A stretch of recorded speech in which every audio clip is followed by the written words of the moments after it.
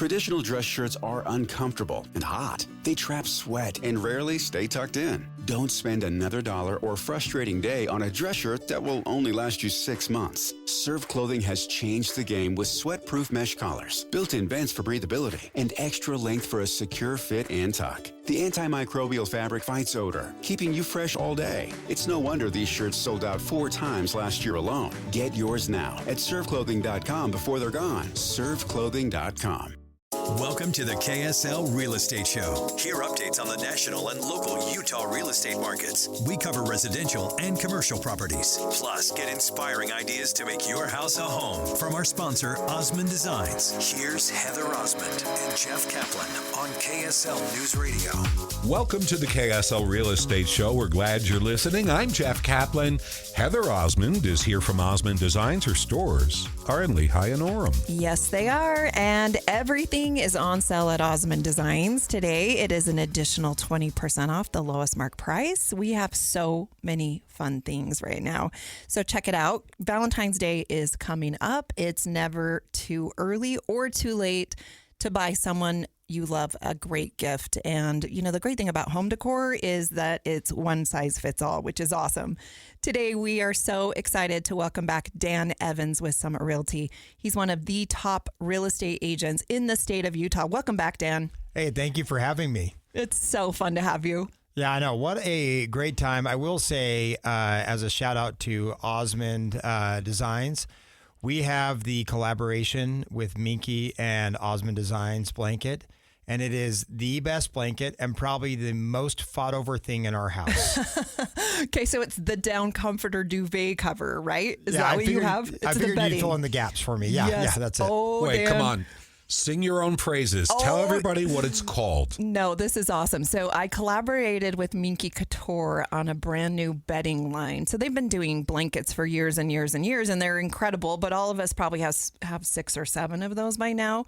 But duvet covers are another level. So it's accent pillows, duvet covers, Euro pillows, king shams, all the good things. Not only can you use them in your bedroom, but you can also use them on your sofa in your great room, in your living room, on kids' beds, right? They come in king size, queen size, and twin size. So then your kids aren't stealing your stuff. But it's probably my favorite thing.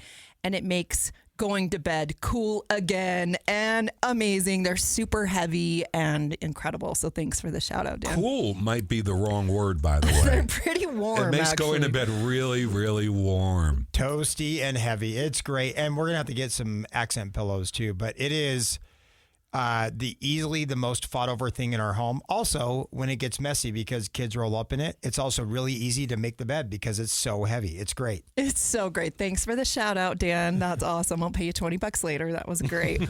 Okay, Dan, what's going on in the market today? All right. So in the market today, let's do a quick 2025 recap.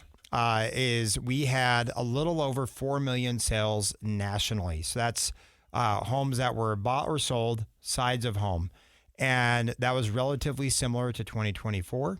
2023, we had close to 5 million. 2021, we had 6 million and change. So fewer sales, but more homes are on the market, which means there's opportunity for buyers. Our firm last year had another record year, mainly because we just make a lot of phone calls. But it's nationally, we are starting to see people, I think, feel the pressure of, hey, we have a low interest rate, but we have a home we don't like. We need to move. Okay, so Dan, I'm going to brag about you for a second here. So recently in my area of Alpine, there was a home that just went up for sale. It is one home away from my home. So there's a home in between and then this awesome home at the end of a cul-de-sac. And you were the buyer's agent on that. You represented these buyers, and let's, brag about how cool you are. Oh, exactly. I mean, it's something where that home is, and we won't disclose where, but we'll just say Cool Town, USA in Alpine.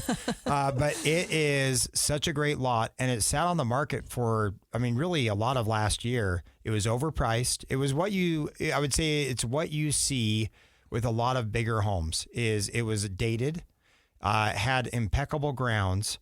And so they listed it high, which happens a lot. And for those of you that don't see it is when you're pricing a home, there's a lot of factors that come in, but usually what comes out of all those factors is that people are a little bit high on their price.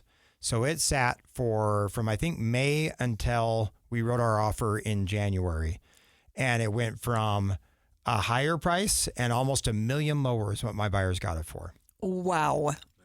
Nice work. Really nice work. The lot is incredible. That's probably the best part of this house. It does need a refresh. It's 20 years old, probably has not had a lot of updating.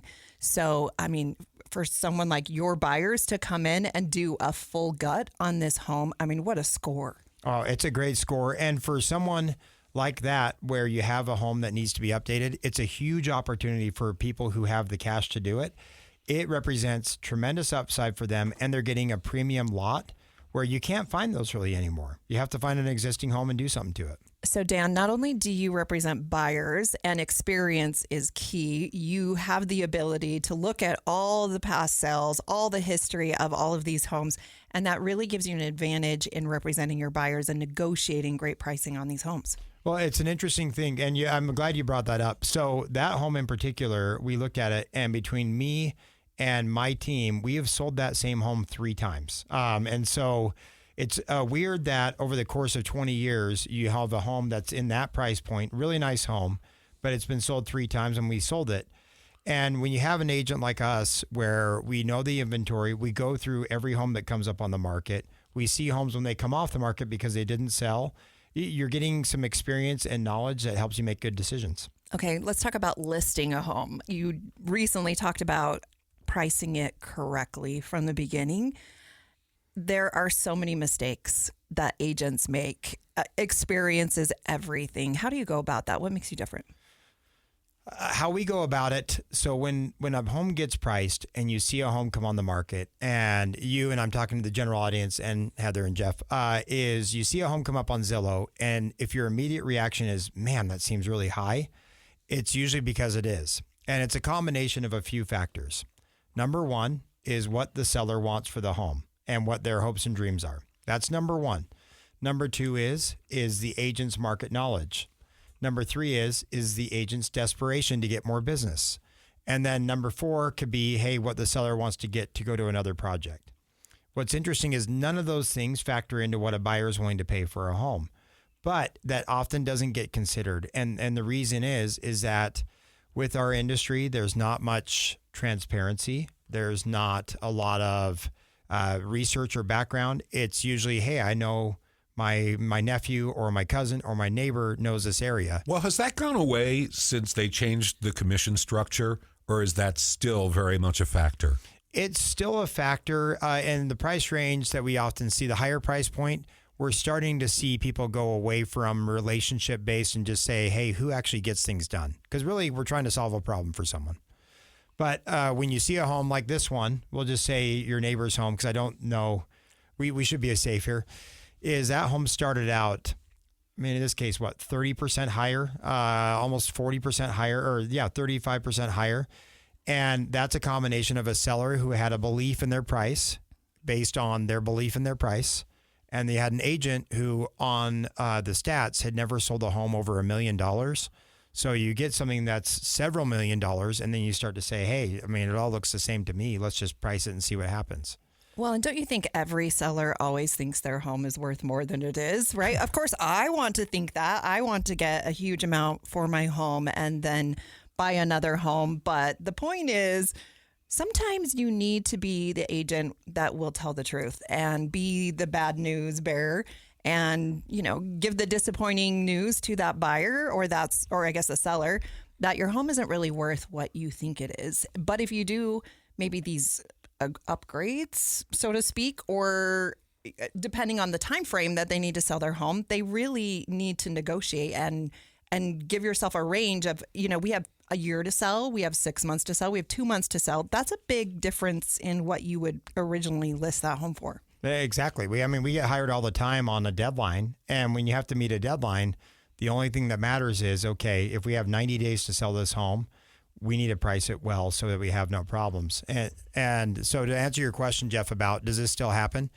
It happens all the time, because if I tell them, even based on research and a history, if I tell them, hey, let's just say the home's $3 million, and I tell them, hey, I think your home's 2.5, There are a line of agents that will tell them $3 million because they're just excited to get the business. They want to get the deal. Yeah. So, we have what Heather just said and what you just said. Everybody wants to get more for their house than the market is willing to bear. And then you come in and you have to sell them on the idea of you. What are you going to tell them? Oh, yeah, your house is absolutely worth exactly what you think, and you bring them down slow. That's what I think a lot of real estate agents do. If you come in and say, yeah, your $3 million house is really $2.5 how do you get the business after that? It's really tough because it's a personal thing for a lot of people. Like you look at selling a car, if you trade in a car and it's worth $30,000, it's not like you take that personally and you tell CarMax, hey, we're going to talk to someone else. Your car's worth what your car's worth, right? So with home sales, it's just a different component because you have emotions on that. Oh, for sure. And your home really is personal. So it's almost like you're calling their kid ugly. It's just not going to go well. That's where experience matters. Time is money, and you need a great real estate agent. That is the name of the game in real estate. If you price it right, you'll have multiple offers, and you actually will make more money in the long run. You're listening to the KSL Real Estate Show. I'm Heather Osmond, owner of Osmond Designs Furniture and Interior Design Stores. Today we have Dan Evans, one of the top agents in the entire state of Utah, and of course, Jeff Caplan. Stay tuned. We'll be right back. We're back with the KSL Real Estate Show, sponsored by Osmond Designs on KSL News Radio. Welcome back to the KSL Real Estate Show. We're so glad you're listening. I'm Jeff Caplan. Heather Osmond is here from Osmond Designs. Her stores are in Lehigh and Orem. Yes, they are. And I love interior design and I love furniture, but actually I used to be a very, very involved real estate agent. I'm not doing that for friends and family, exclusively and for my own purposes. But Dan, that's why someone like you, and I've given you so many referrals, that's why someone like you is so important in this industry. You are in it 100%. You are doing, 8, 10, 12, 14-hour days. This is all you do. You are experienced, and when experience matters, these are huge, huge price points. Oftentimes, someone's entire life savings that they are working on. Dan, let's pick back up. Okay, so going into pricing, because I think the reality is that a lot of people think their home is worth more than the market's willing to pay. It's rare. It's rare that other than say 2019 to 2022, where you come in, you're like, hey, guess what? It's worth way more than we all thought. So let's say you're going in to meet with a seller and they have a price in mind. It all starts with calling them ahead of time and doing what we call pre-qualifying the seller, where we ask them a bunch of questions. Because at the end of the day, is if you're going to sell your home in 2026, the value of your home is what the buyer is willing to pay for it. And the reason why you hire an agent is to make sure you maximize that value. That's all it is. So when I call a seller, I want to find out why they're selling. I want to know what they think the home is worth, and I want to know what they owe on it, just to make sure that I know what I'm dealing with when I go into the house. And it's important because earlier in my career, I would show up at a home. I had a number in mind for their home. And it turned out that me and the seller were not only on the different page, we might have been in a different library. Like we weren't even in the same book. So it's something where now I go in and let's say, just for fun, let's just say it's a $2 million home and the seller wants $2 million and they owe $500,000 on it. That's a very common thing I hear. And they're moving and they have a timeline. Then my job is to look at the data, say, okay, your home is worth $175 the way it is. And then at that point, my presentation is all based around, hey, you need to get to this next spot. Your home is worth X. I know this is what you want. My heart was set on it being $2 million. And now we know that the reality is $175. So over the years, we have spent a lot of time on what we call tactical empathy is what we call it, where we empathize and side with the seller and say, hey, listen, this is disappointing to me too. And so a good example is we had someone just barely who wanted, in this case, the $2 million. And they told me that over the phone. I met with them the next day. I had already sent them the comparable sales. And it was clear that what I was suggesting was closer to like 1.8. And so when I sat down, the husband was like, let's talk about price right now. Like, obviously, you don't believe in our home. And I'm like, I was so disappointed that your neighbors sold so much lower than what we were hoping for, and that the market's only willing to pay 175 to 18. I hate it when that happens. Yeah. Yeah. So you do empathy, but at the same time, don't these homeowners who get the disappointing news from you with empathy, whatever, say, no, it's a $2 million house. I'm going to call somebody else. Oh. And then they'll come back to you and say, no, that guy was a straight shooter. I kind of liked him. Let's go with him. Or after the home didn't sell and it's been on the market for a year, and then they have dropped the price. And they're like, oh, maybe we should call Dan Evans because we just wasted a year of our life. We had to show it all the time. It's the most horrible thing. Moving is not fun. Showing your home is awful.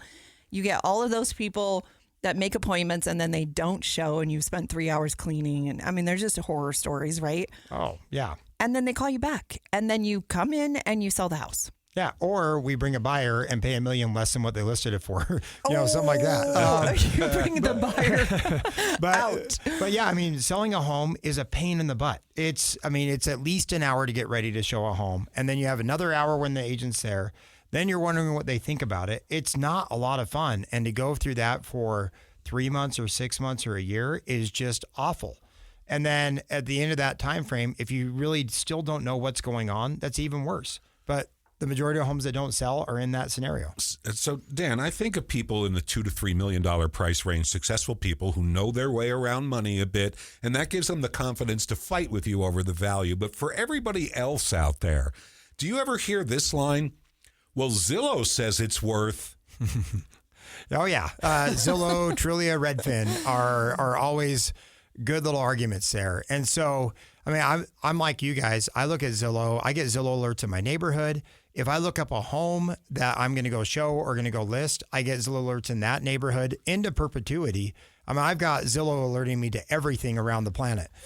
And so, yeah, like my home, but let me back up. Zillow, Redfin, Trulia, none of those companies have ever been in your home. They've never been in your neighbor's home. It's all algorithm based. So if your home fits in a neat box, it's actually pretty accurate. Like townhomes or condos are pretty easy for Zillow to kind of spot price it because they're predictable and repeatable. Where Zillow runs into trouble are in Utah is with homes below the ground, because our square footage, the way we do square footage in Utah is kind of weird, where we actually will count below grade square footage where most states don't. So when someone says, hey, Zillow told me X, it's an easy response of like, hey, I understand. And if you can't have Zillow and Redfin and Trulia agree on the price, how hard do you think it is for even a real estate expert like me to agree on a price with you? And then we go into a productive conversation. Well, and they never agree. If I look up Redfin and Zillow, they're always different. Yeah. There might be a range, but it's very, very different. No, they're not the same at all. And so when someone mentions Zillow or they mention another realtor told me a price, it's really just another step in a conversation of asking questions of, hey, should we call Zillow and see if Zillow wants to buy your house at that price? Yeah, it's for sale, sold today, right? Yeah. Oftentimes. You're listening to the KSL Real Estate Show. Today we have Dan Evans, who is one of the top real estate agents in the entire state of Utah, giving us free advice. Stay tuned. We'll be right back. Welcome to the KSL Real Estate Show. Hear updates on the national and local Utah real estate markets. We cover residential and commercial properties. Plus, get inspiring ideas to make your house a home from our sponsor, Osmond Designs. Here's Heather Osmond and Jeff Caplan on KSL News Radio. Welcome to the KSL Real Estate Show. Thank you so much for listening. I'm Jeff Caplan.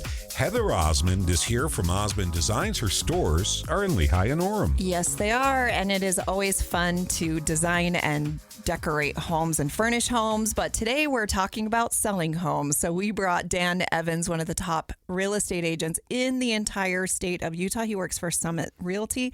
Welcome back, Dan. Hey, well, thank you for having me. It's always fun. You're one of our regulars, and we always have so much fun on air and off air.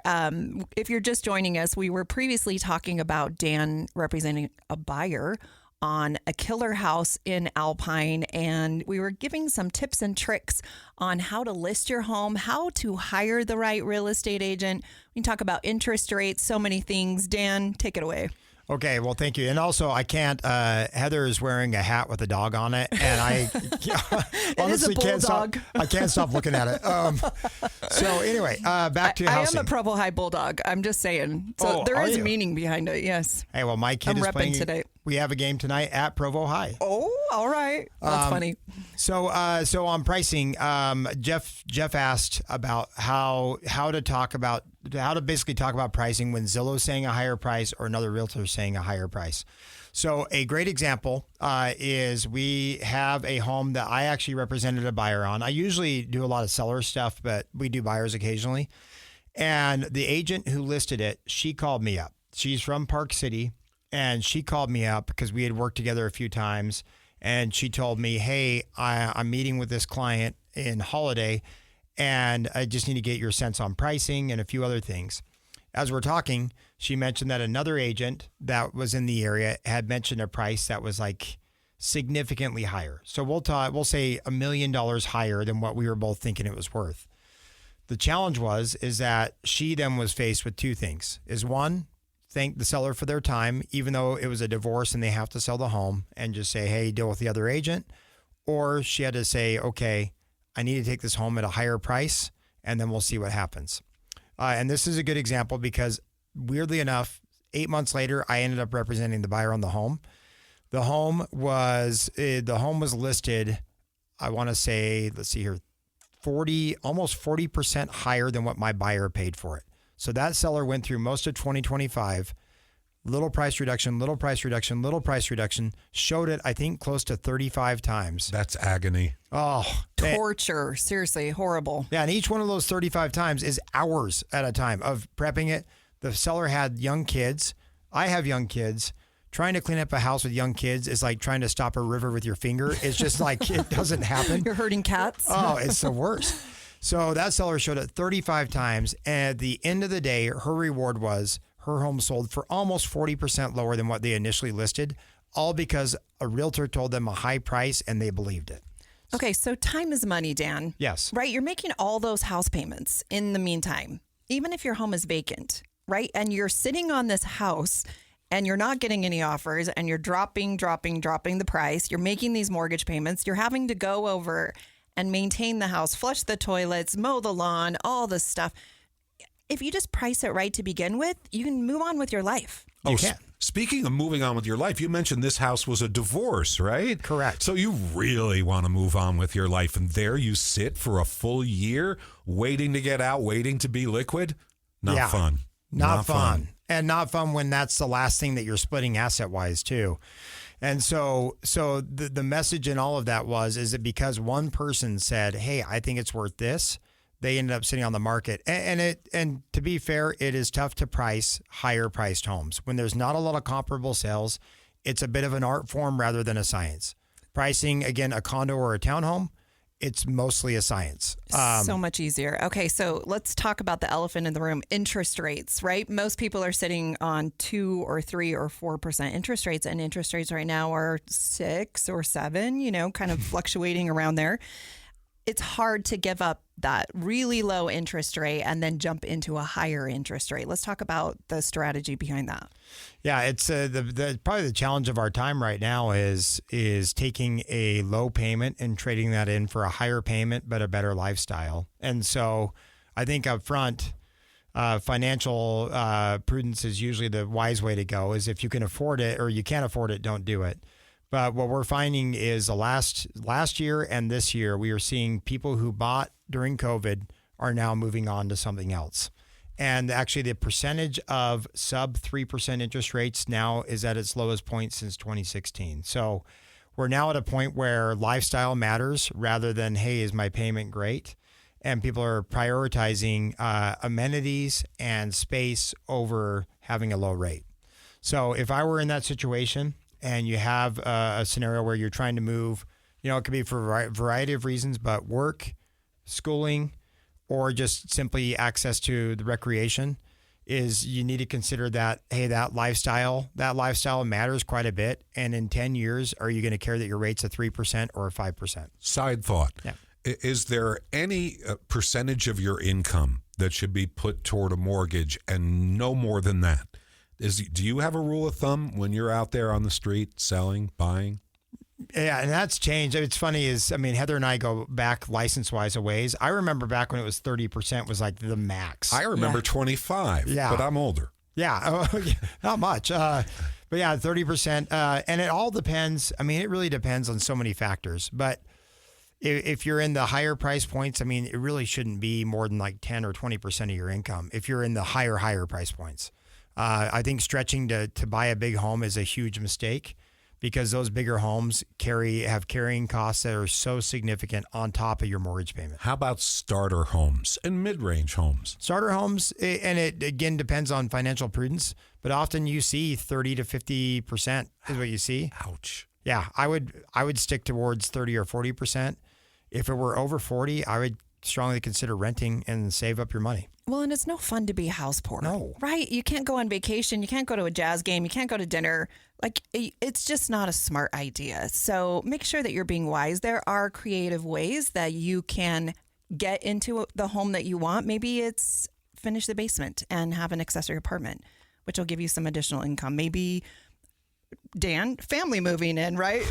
This is kind of a swear word. We don't love that idea because there's some relationship issues that often come from that. But there are some ways that you can get into the home of your dream in the location that you want while you're waiting for interest rates to drop, and then you can refinance. Exactly. And if your income doesn't match up with what you're looking to buy, then you have to do what you're talking about, which is house hack. Either you're buying a home that needs to be remodeled, or you're adjusting the home so that you can have multiple generations living there. But if you buy a house that needs to be remodeled, you can't show up and be house poor because you need the money to do the work. Exactly. And I've seen more homes than I can count where people bit off more than they could chew. So really the overall message is don't bite off more than you can chew.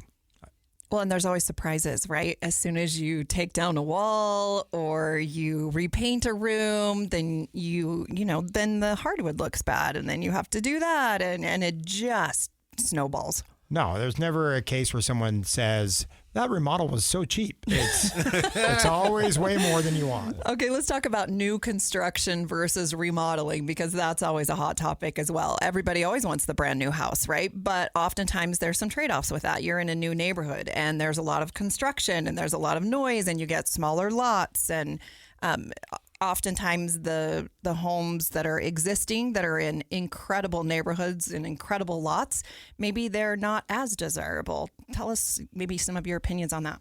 Yeah, new construction. So we'll split it up into two different things. So we'll say starter home prices and then different prices.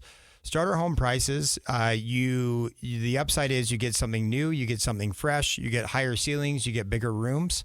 The downside is anymore, I would say new construction, and maybe I'm wrong, Heather, but you see smaller and smaller lots on a lot of homes.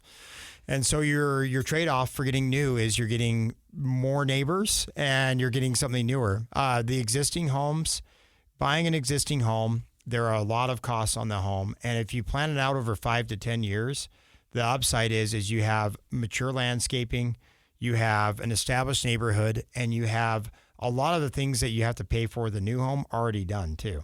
For sure. New home, oftentimes people don't think I have to buy a fridge.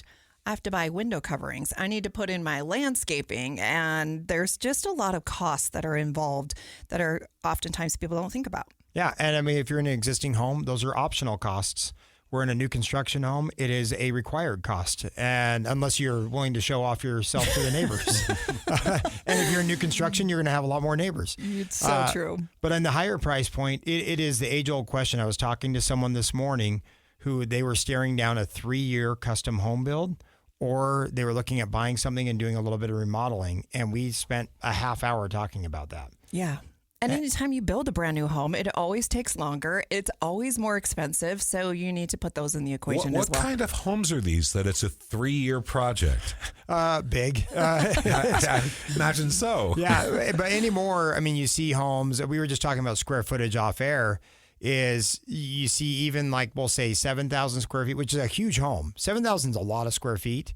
But now you see people putting additional woodwork or millwork into the home.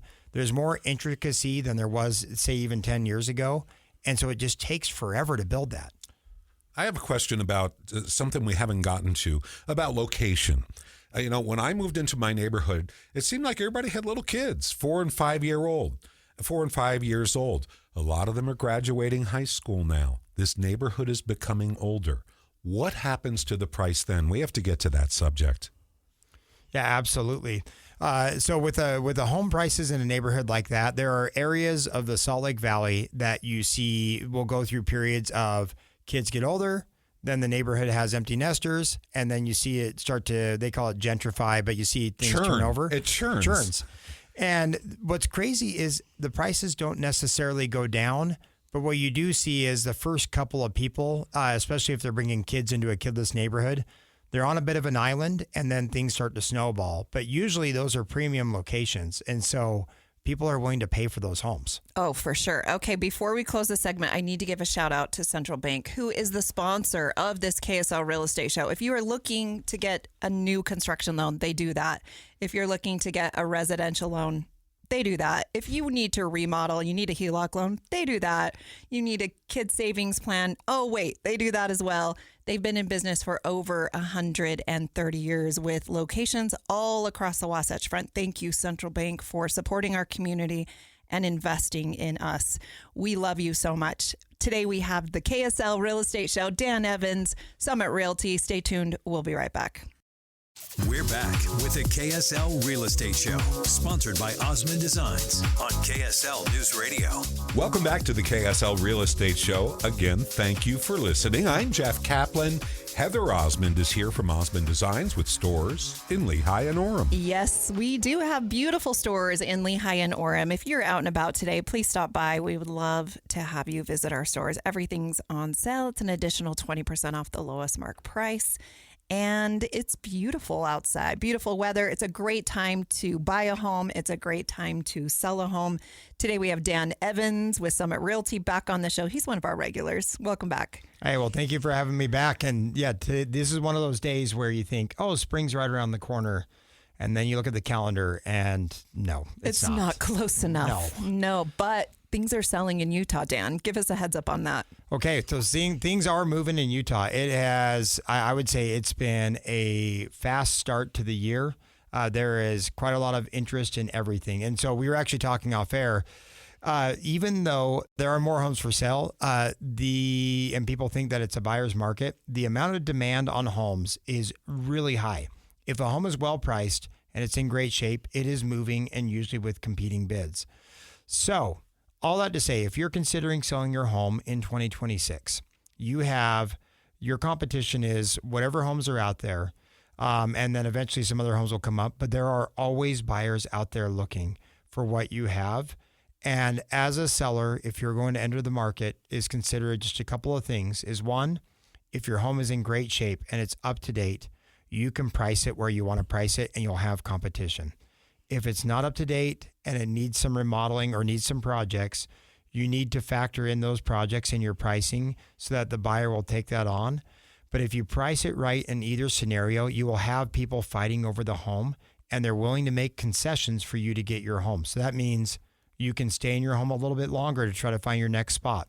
That means that they're willing to overlook inspections.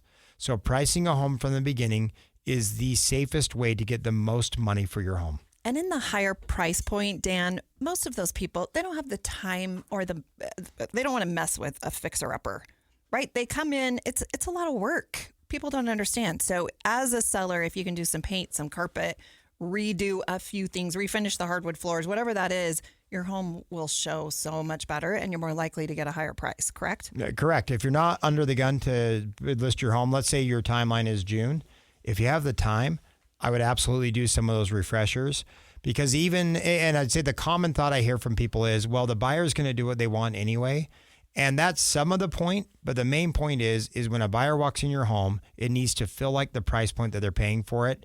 And so if you do some touch-ups and do some fix-ups, it helps the buyers see the value in the home. I think people don't realize what the smell, the five senses, the sight, the smell, all those things, it does reflect your home. If everything is hammered, it makes your home look like, not only are the cosmetic things hammered, but everything behind the walls is also hammered. The furnaces, the roof, all those things. the upkeep has not been done, and that will kill you. It will. And I hear it oftentimes from the people who do it right. And right in this scenario is if you have time to do some projects, do the projects. Fix the corners that have been bumped by kids or by other people. Fix the little sheetrock holes. And if you do that, buyers can come in and they appreciate the home. And as a parent of kids, I would strongly advise, and Heather said it, is go to Osmond Designs. They have plenty of good smelling things, but have your home smelling great. It makes such a difference. And those of us with kids, there are smells that our kids bring into houses that we are just not aware of. I one time heard the term nose blind, and it has stuck with me for decades ever since. And cats and dogs and all the things, right? We live in our homes in Utah, and you do need to take that into consideration. Yep. Whatever you have leaves a smell in your house. And It's so it's true. not as simple as open a window for 15 minutes before they show up. That does not get it done. Yep. And baking cookies does not overwhelm a dog smell in a home. Definitely not. Fresh paint is wonders. Brand new carpet does wonders. All those things. Yeah, that is like a good point is if you do have pets, and I mean, pets sometimes go to the bathroom in the house. It just is what it is. The easiest way to get rid of that smell is paint and carpet. It goes away almost immediately with those two things. Experience matters. Dan, how do people find you? The easiest way is my phone number is 801-372-3512. Give it again. 801-372-3512. You can also find us on all social media at evansteamutah.com. Dan Evans, Summit Realty, thank you so much for joining us today. You are incredible. I love all your expertise. Such a great real estate agent here. My name's Heather Osmond, owner of Osmond Designs Furniture and Interior Design Store, signing off with Jeff Caplan, KSL. We'll see you next week. Since 1973, Belliston Jewelry has created a legacy of true value and incredible quality that stands alone. Here's Joe Belliston, owner of Belliston Jewelry. My father taught me how to make custom jewelry way back in the 90s. He would say, make it a little thicker, a little stronger. A Belliston jewelry ring is different from a typical ring. It should last a lifetime. I continued that legacy 3 decades later when I created the Belliston Love Collection, our exclusive line of jewelry designed to be durable, comfortable, and stunning. I also designed Belliston Super Comfort Fit rings for men, the most comfortable men's rings on the planet. Come in to see and feel what makes a Belliston jewelry design different from a typical ring. Find us across from Weber State and see more at bellistonjewelry.com. Belliston Jewelry, made just for you, cherished for generations. bellistonjewelry.com.